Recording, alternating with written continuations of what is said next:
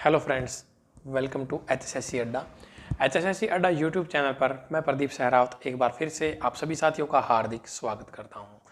तो प्यारे बच्चों, हरियाणा पुलिस मेल कांस्टेबल के जो एग्ज़ाम है वो प्यारे बच्चों एक शिफ्ट में 4 एग्ज़ाम, 6 शिफ्ट में 24 एग्ज़ाम हुए हैं। तो हम प्यारे बच्चों उसी सीरीज को अब आगे बढ़ा रहे हैं। और प्यारे बच्चों, हमारा जो आज सेट नंबर 3 है फर्स्ट शिफ्ट का, प्यारे बच्चों ये मॉर्निंग शिफ्ट 31 अक्टूबर की, उसके अंदर प्यारे बच्चों जो भी पेपर आए थे, 4 पेपर आए थे, ये तीसरा पेपर है, उसका सॉल्यूशन चल रहा है। इससे पहले वाली 2 क्लासेस अपलोड हो चुकी हैं, उनके अंदर मैंने दोनों सेट करवा दिए हैं। 4 सेट होंगे तो चारों की अलग अलग मैं क्लास बनाऊंगा, क्योंकि क्वेश्चन थोड़े से ज़्यादा हो जाते हैं, फिर बच्चे कंफ्यूज हो जाते हैं। जिसका जिस शिफ्ट में पेपर होगा वो उसी क्लास को देखना चाहेगा, और अदर क्लास को भी देखना चाहे तो वो आराम से देख सकता है कि कौन सी शिफ्ट का पेपर किस टाइम पे हुआ है। ठीक है, तो प्यारे बच्चों यहाँ पर देखने वाली बात है, पहला क्वेश्चन हम देखते हैं। आगे बढ़ने से पहले सभी बच्चों से रिक्वेस्ट है, यदि आप चैनल पर नए हैं तो चैनल को सब्सक्राइब जरूर करें। इसके अलावा प्यारे बच्चों NCERT मैथ्स मैंने कंप्लीट करवा दिया आप लोगों को, वो आप चाहें तो फ्री ऑफ कॉस्ट अपना यूट्यूब के ऊपर ही प्लेलिस्ट है, CET NCERT के नाम से मिल जाएगा, वहाँ से उसको पढ़ सकते हो। और भी मैंने बहुत सारी चीज़ें यूट्यूब के ऊपर आप लोगों को फ्री ऑफ कॉस्ट प्रोवाइड करवाए हैं, जैसे कि हरियाणा के करंट अफेयर्स, कंप्यूटर की क्लासेज, मैराथन क्लासेज। तो वो सारी चीज़ें आप लोगों के लिए बहुत ज़्यादा इंपॉर्टेंट है। 12 घंटे की मैथ की क्लास, सभी का लिंक वीडियो के डिस्क्रिप्शन में आपको मिल जाएगा। और अपना कंप्लीट मैथ का कोर्स सक्सेस हरियाणा ऐप के ऊपर मात्र 199 रुपये के अंदर, करंट जो उसकी कॉस्ट है 199 है, कल उसकी कॉस्ट चेंज होगी तो फिर मतलब आप मुझे ये मत कहना कि सर इसकी कॉस्ट कैसे बढ़ गई, कैसे क्या हो गया। 199 उसकी लास्ट कॉस्ट है, इसके बाद उसकी कॉस्ट सिर्फ बढ़ सकती है, उसकी कम नहीं हो सकती। और उसकी जिस बच्चे का ग्राम सचिव का पेपर है वो बच्चा प्यारे बच्चों बहुत ज़्यादा इंपॉर्टेंट वो कोर्स उसके लिए रहेगा। हर टॉपिक की 2-2 क्लास, पहली 2-2 क्लास भी देख लेगा तो उसका पेपर में क्वेश्चन नहीं रहेगा।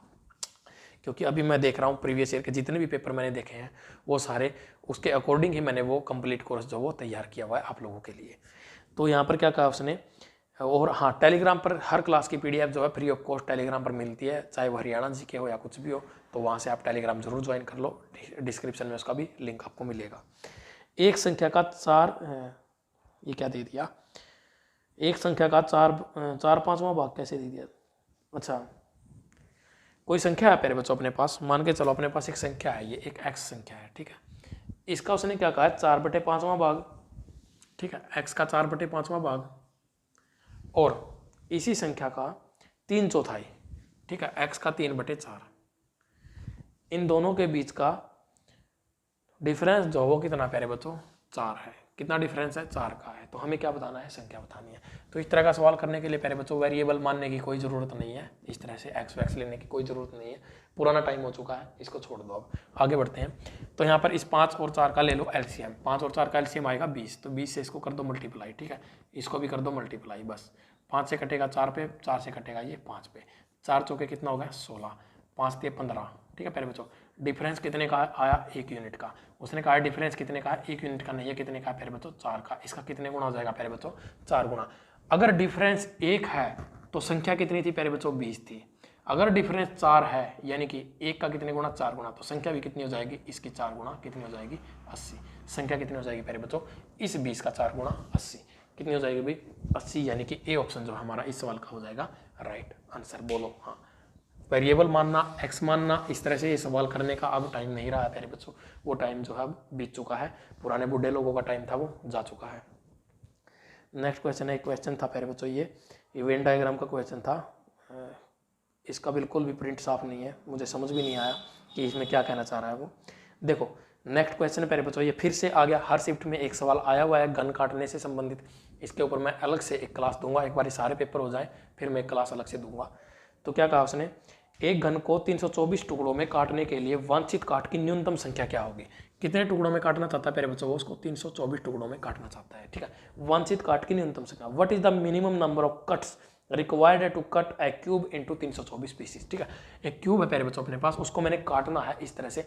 ठीक है, 324 टुकड़े बनने चाहिए, और कितने कट मारने पड़ेंगे 324 टुकड़े बनाने के लिए, मिनिमम कितने 3 कट मारने पड़ेंगे। ठीक है, इस तरह का सवाल पेपर में आता है प्यारे बच्चों। तो इस तरह के कई तरह के सवाल आए हैं, किसी शिफ्ट में आसान आया, किसी में मुश्किल आया है। 4 ऑप्शन भी अपने सामने दिए हुए हैं। तो प्यारे बच्चों देखो, अगर मैं इस 324 के टुकड़े करूँ, ठीक है, 81 गुणा 4, इसके फैक्टर करने पड़ेंगे हमें। ठीक है, 3 फैक्टर लेने पड़ेंगे प्यारे बच्चों। तो 81 को लिखेंगे हम 9 गुणा 9 गुणा 4। ठीक है, तो यहाँ से टुकड़े कितने बनेंगे प्यारे बच्चों, यहाँ से हमारे जो टुकड़े कट बनेंगे वो कितने बनेंगे, 10 प्लस 10 प्लस ये हो जाएगा 5। ठीक है, 10 और 10 20 और 5 25 हो जाएगा प्यारे बच्चों। 8 और 8 16 और 3 19, जी नहीं सॉरी भाई, इसको ना एक कम लेना होता है, ठीक है, एक कम लेना होता है। 8 + 8 + 3 कितने टुकड़े बनेंगे इसके? 16 जो है कट मारने पड़ेंगे। अब इसमें मिनिमम 16 टुकड़े मारे हैं, उसमें मिनिमम 16 कट मारेंगे तो हमारे पास कितने टुकड़े बन जाएंगे? 324। लेकिन 16 हमारा क्या है, ऑप्शन में नहीं दिया हुआ है, तो हमारा क्या है, ये जो प्रेडिक्शन हमने लगाई थी वो गलत है। इसके दूसरे फैक्टर करेंगे प्यारे बच्चों। इसके जो दूसरे फैक्टर बनेंगे वो क्या बनेंगे? 36 गुणा कितना बनेगा? 8। 6 गुणा 8 बनेगा या 4 बनेगा? 36 8 8 6 48, नहीं 8 पे नहीं जाएगा। 36 गुणा 6 भी नहीं बनेगा, 7 8। 36 से इसको भाग करेंगे, कितने पे जाएगा ये? 4 पे तो नहीं जाएगा ना। 9 पे देखो, 9 × 4 = 54, 5 9 × 27 और 5 32, ठीक है। 36 गुणा 9 हमारे इसके फैक्टर बन सकते हैं मेरे बच्चों, ठीक है। तो इसमें कितने टुकड़े बनेंगे? 5 + 5 प्लस कितने हो जाएंगे? 8। 5 और 5 10 और 18, ठीक है। 18 हमारा ऑप्शन में दिया हुआ है, बिल्कुल दिया हुआ है, तो डी ऑप्शन जो है हमारा इस सवाल का क्या हो जाएगा? Right answer. लेकिन प्यारे बच्चों देखो यहाँ पर क्या है, मिनिमम टुकड़े हमें बताने हैं, ठीक है। मिनिमम देखो, अब 18 सबसे छोटी संख्या है, एक इसके बाद है 17, ठीक है 17। लेकिन 17 के इसके टुकड़े बन ही नहीं पाएंगे, क्योंकि 18 बन सकते हैं, इसके 20 बन सकते हैं, लेकिन इसके 17 टुकड़े नहीं बनेंगे। इसलिए 18 जो है हमारा इस सवाल का राइट आंसर रहेगा। लेकिन अगर किसी बच्चे के पास ऐसा कोई इसका फैक्टर निकल के आता है जिससे क्या होगा, हमारा मिनिमम गैप होना चाहिए, इनके जो फैक्टर होते हैं ना, मिनिमम गैप होना चाहिए इनके बीच में। मिनिमम गैप होगा तो मिनिमम टुकड़े बनेंगे, इनके बीच में ज्यादा गैप होगा तो फिर ज्यादा टुकड़े बनेंगे। इस तरह का सवाल होता है ये। नेक्स्ट क्वेश्चन बहुत अच्छा क्वेश्चन है प्यारे बच्चों। फिर से हमारे पास इक्वेशन दे रखी है, पोलिनोमियल्स दे रखे हैं, इनका एलसीएम एचसीएफ का सवाल है। निम्नलिखित में से कौन सा कथन सत्य है, हमें सिर्फ ये बताना है, कौन सा सही है वो बताना है। तो प्यारे बच्चों सबसे पहले हमें दिया है 10 a का स्क्वायर BC, 15 ABC, 20 AB का स्क्वायर C का स्क्वायर का LCM 120 a का स्क्वायर B का स्क्वायर C का स्क्वायर है। 10 15 और 20 का एलसीएम क्या होना चाहिए भाई? 15 दूनी 30, 15 चौके 60, ठीक है। तो पहला ऑप्शन तो बिल्कुल कट गया, ठीक है। ए ऑप्शन जो फर्स्ट है हमारा, फर्स्ट पार्ट है वो बिल्कुल गलत है, क्योंकि इनका जो एलसीएम है वो 60 हो सकता है, 120 नहीं हो सकता। आगे क्या कहा उसने? अब ऑप्शन की तरफ जाओ, देखो 4 ऑप्शन दिए हुए हैं, चारों में से हमें बताना जो सही है वो। कोई भी ऑप्शन ऐसा नहीं होना चाहिए जिसमें ए है, सॉरी पहला एक जो फर्स्ट ऑप्शन है वो दिया हुआ है, अगर एक किसी में भी दिया है तो हमारा गलत हो जाएगा। 3 ऑप्शन ऐसे हैं जिसमें एक दिया हुआ है, तो और सिर्फ बी ऑप्शन एक ऐसा है, बी ऑप्शन के अंदर दिया हुआ है 2 और 3, ठीक है 2 और 3, तो यही हमारा क्या हो जाएगा? राइट आंसर, क्योंकि एक नहीं आना चाहिए, 2 और 3। अब बताता हूँ कैसे। उन्होंने क्या कहा? x² - 6x + 9, x² - 6x + 9, ठीक है, ये एक इक्वेशन है। x³ - 27, ये एक इक्वेशन है। पोलिनोमियल दे रखे हमें, क्या कहा है? इसका जो HCF है वो कितना है? x - 3 है, ठीक है। कितना भाई? x - 3, x - 3 इसका HCF है। तो पहले बच्चों मैंने क्या कहा था थोड़ी देर पहले, x - 3 = 0 लेंगे तो x बराबर कितने के हो जाएगा? 3 के इक्वल हो जाएगा, ठीक है। तो x की वैल्यू यहाँ पर 3 पुट कर लेते हैं, तो 3 का क्यूब 27 - 27, ये तो कट के 0 हो गया, ठीक है। मतलब HCF क्या होता है? जब इसको डिवाइड करेगा तो 0 आना चाहिए। अब यहाँ पर अगर x की वैल्यू में 3 पुट करूंगा तो भी हमारा क्या हो जाएगा? देखो 3 तिया 9 माइनस 6 तिये 18 प्लस 9, ठीक है। 9 और 9 18 और माइनस के 18 कट गया, कितना आ गया? 0। मतलब क्या हो जाएगा? हमारा जो सेकंड ऑप्शन है वो सही हो जाएगा। उसी तरह से जो थर्ड ऑप्शन है उसके अंदर क्या दिया हुआ है? 6x का स्क्वायर, ये हमारे पास 2 पोलिनोमियल है, देख लेना अपना। HCF 2x - 3, यहाँ पर 2x - 3 HCF है, तो 0 के इक्वल कर लो, 2x = 3, x = 3/2, ठीक है। ये वैल्यू पुट कर लो x की जगह पे, दोनों का क्या हो जाएगा? 0 हो जाएगा तीसरे ऑप्शन में, तो यानी कि बी ऑप्शन जो हमारा इस सवाल का राइट आंसर हो जाएगा। मुझे उम्मीद है तुम लोग ये सवाल कर लोगे। अगर फिर भी कोई डाउट है तो कमेंट बॉक्स में कमेंट करके बता देना, फिर नेक्स्ट क्लास में देख लेंगे इन सवालों को। नेक्स्ट क्वेश्चन क्या है? ट्रेन ए, ठीक है, क्या कह रहा है? ट्रेन ए एक स्थिर ट्रेन बी को 35 सेकंड में पार करती है, ठीक है। एक ट्रेन ए है प्यारे बच्चों और एक है बी, ठीक है। वो दोनों की डिस्टेंस चलेगी। जब भी कोई ट्रेन किसी ट्रेन को पार करेगी, ये एक ट्रेन ए है, ये बी है, इस तरह से पार करेगी। ये ट्रेन खड़ी हुई है, ये चल रही है, इस तरह से इसको पार करेगी, तो मतलब इन दोनों की जो टोटल लेंथ होगी उसके इक्वल डिस्टेंस जो वो ट्रैवल करेगी। तो कितनी देर में पार करती है इसको? 35 सेकेंड में। आगे कहा है उसने, और वही ट्रेन ए एक खंबे को समान गति से पार करेगी कितने टाइम में? 14 सेकंड में, ठीक है। ट्रेन एक अपने आप को खुद को, मतलब अगर किसी खंबाई एक पोल खड़ा हुआ है, इसको वो पार करती है, तो मतलब क्या है, जितनी उसकी ट्रेन की लेंथ है वो उतनी डिस्टेंस क्या करेगी, ट्रैवल करेगी। तो टाइम कितना लेती है, 14 सेकंड का, 14 सेकंड का। बस ये चीज़ें समझ में आनी चाहिए तुम्हें। ट्रेन ए की लंबाई 280 मीटर है, ठीक है। ट्रेन ए की जो लंबाई है वो कितनी है भाई, 280 मीटर, यानी कि 280 मीटर की जो डिस्टेंस है वो 14 सेकंड में पार करती है। तो स्पीड कितनी आ गई, 20 मीटर पर सेकंड, ठीक है। ये डिस्टेंस है, ये टाइम है।